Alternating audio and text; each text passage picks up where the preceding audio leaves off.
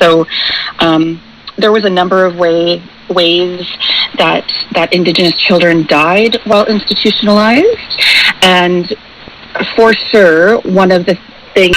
中国节目，2016年里约。我也在看，大家都在看。那么这些东西它不。23 по 26 августа в городе Динань, провинции Шаньдунь, пройдет первая всемирная конференция передовой обрабатывающей промышленности. Мероприятие, посвященное теме «Новая живая энергия»,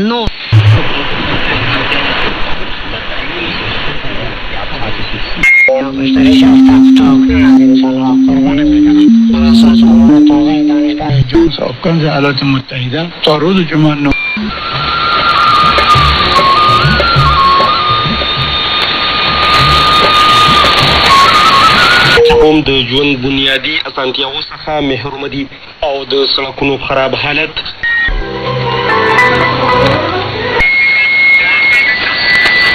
cesareti gösterip onu kemerinden yakalamış.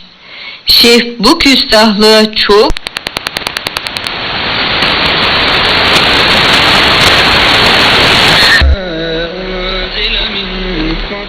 производства и так далее. В то же время участники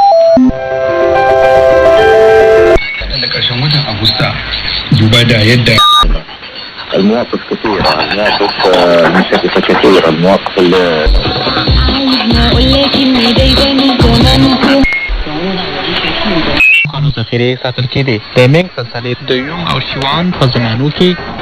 In the U.S., you will always typically find Native Americans at the bottom. And obviously it's not because they're inherently dumb or can't perform simple tasks that you need for work. It's just the legacy. I mean, we're talking about incidents that occurred in the past, but those incidents were and those environments were so deadly that they continue until the present. However, and I think this is an important point to make, in recent years, Native American peoples in the U.S. have begun to reclaim their past and assert control over their future.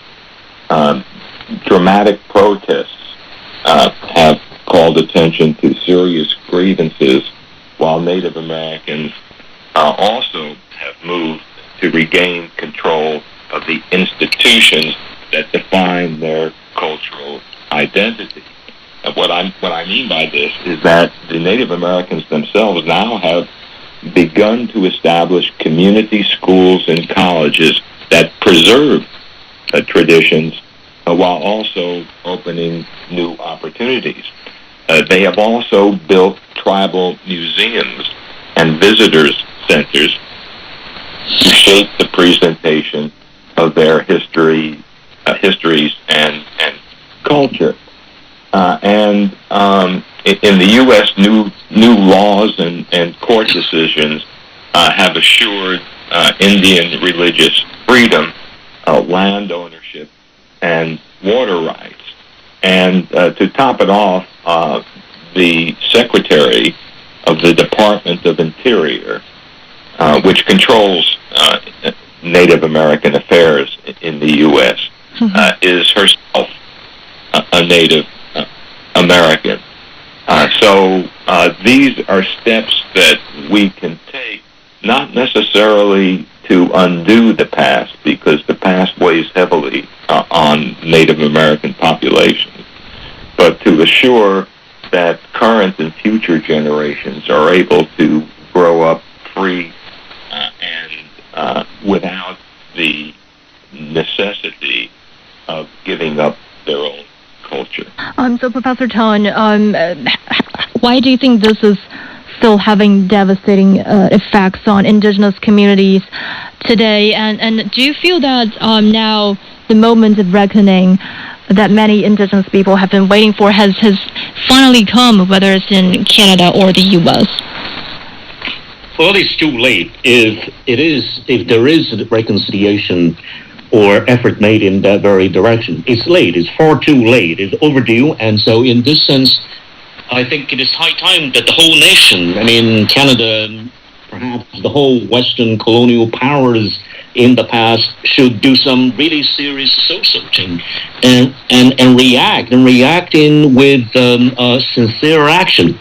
Apologies are not enough. I mean, for example, like my former colleague, Annie Won, a professor of Indigenous learning at Lakehead University in Ontario, had, in a sense, warned that this new cultural dynamic of apologism risks reducing national emotions of remorse to crisis management.